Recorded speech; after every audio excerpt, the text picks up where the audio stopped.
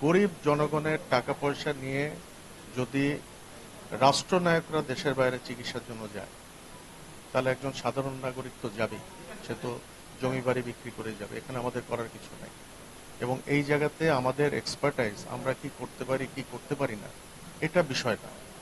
বিষয়টা হলো যে আমাদের ডিফেম করে আমাদের দেশের টাকা পয়সা যদি বাইরে চলে যায়, মানি লন্ডারিং হয়, এখানে অনেক বড় পুঁজি ইনভেস্টমেন্ট হয়, এবং সেটার থেকে যদি কেউ কেউ বেনিফিটেড হয়, তাহলে তো আমাদের এখানে করার কিছু নেই। কারণ আমরা পলিসি মেকার না, আমরা কখনোই পলিসি মেকার না, আমরা ডাক্তার।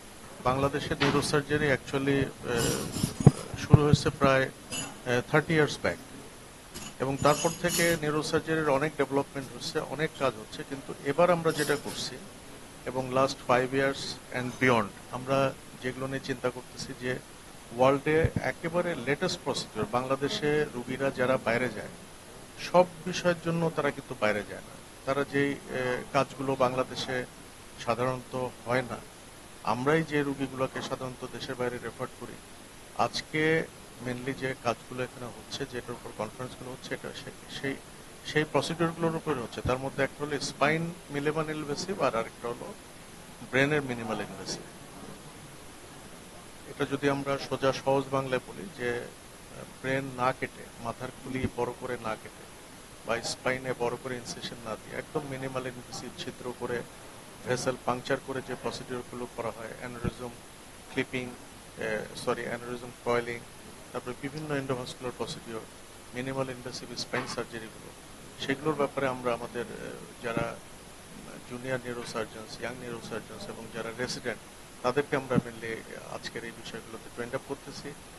এবং লাস্ট 5-6 মান্থস আমরা অনেকগুলো এরকম প্রোগ্রাম আমরা অলরেডি কমপ্লিট করে ফেলছি, যেগুলোতে জুনিয়র ডক্টররা এগুলো তারা একস্ট্রম হতে পারছে, শিখতে পারছে।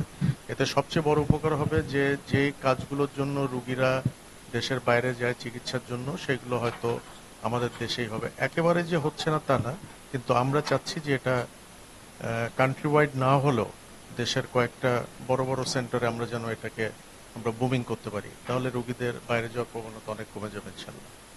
এখানে মেনলি আমরা যাদেরকে ট্রেন্ড আপ করতেছি, এরা কিন্তু সবাই কোয়ালিফাইড নিউরোসার্জন। এর মধ্যে প্রায় 80% হলো পাশ করা, মানে পোস্ট গ্রাজুয়েট করা নিউরোসার্জন, স্টাবলিশ নিউরোসার্জন, আর 20% রেসিডেন্ট যারা নিউরোসার্জন হতে যাচ্ছে। তো এই গ্রুপটা কিন্তু খুব একটা লিমিটেড গ্রুপ। এখানে 450 ডক্টর যারা, তারা আলটিমেটলি নিউরোসার্জন হয়ে গেছে অথবা নিউরোসার্জন হবে, এদেরকেই ট্রেন্ড আপ করা হচ্ছে। কিন্তু যেই জিনিসগুলো আমরা চাই যে মানুষজন জানুক, যেমন একটা মিনিমাল ইনভেসিভ স্পাইন সার্জারির কতগুলো বিষয় সম্পর্কে মানুষজন খুব ভালো জানে, যে আমাকে অমুক ডাক্তারের কাছে যেতে হবে, বা এই কাজটা অমুক সেন্টারে খুব ভালো হয়, বা অথবা এই কাজগুলো বাংলাদেশে ভালো হয়।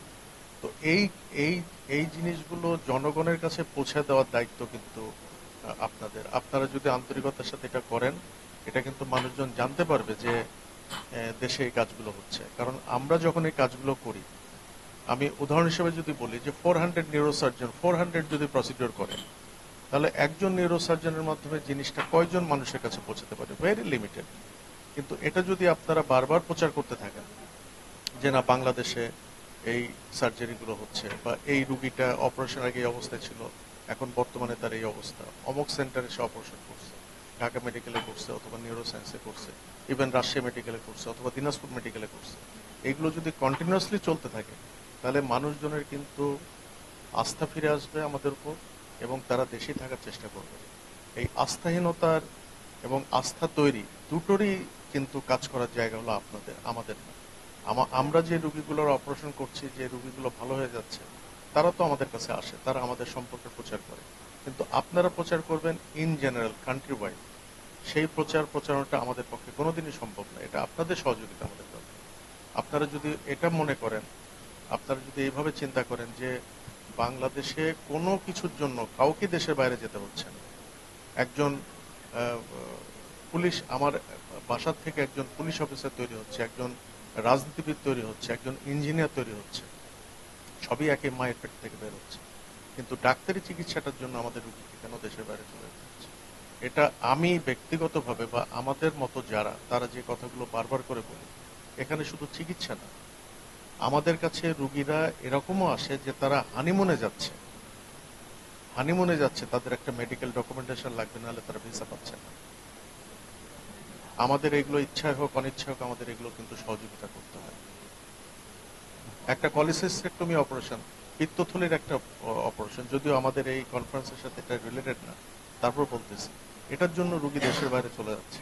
কিন্তু আপনারা জানেন যে আমাদের প্রয়াত রাষ্ট্রপতি বিচারপতি শাহাবুদ্দিন আহমেদ সাহেব বাংলাদেশে কিন্তু পিত্তথলির অপারেশন করছে। তো উনি হিউম্যান বিং, আর কোন হিউম্যান বিং কি রাষ্ট্র ক্ষমতায় ছিলেন না, থাকেন নাই? ওনারা কেন দেশের বাইরে যাবেন?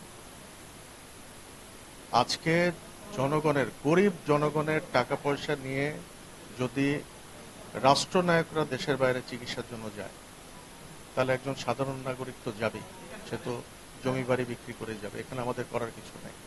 এবং এই জায়গাতে আমাদের এক্সপার্টাইজ, আমরা কি করতে পারি কি করতে পারি না, এটা বিষয় না।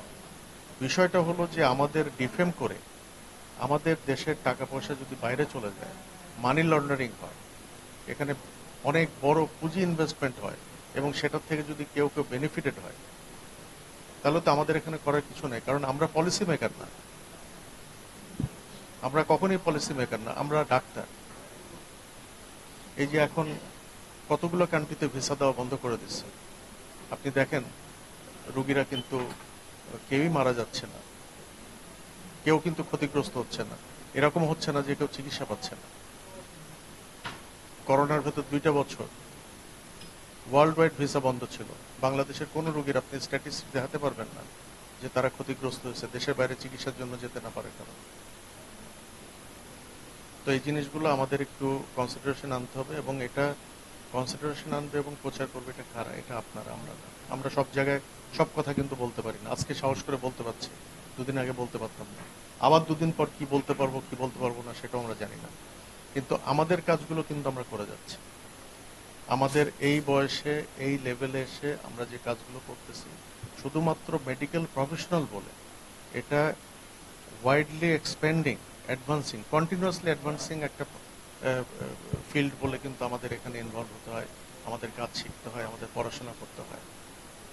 কিন্তু আমাদের জন্য এই জিনিসটা অত্যন্ত দুঃখজনক যে আমাদের রুগীরা এটা জানে না, আমাদের পেশেন্ট যারা, টার্গেট পিপুল যারা, তারা এগুলো বোঝে না, তাদেরকে বিভিন্নভাবে কনভিন্স করে তাদেরকে দেশের বাইরে নিয়ে যাওয়া।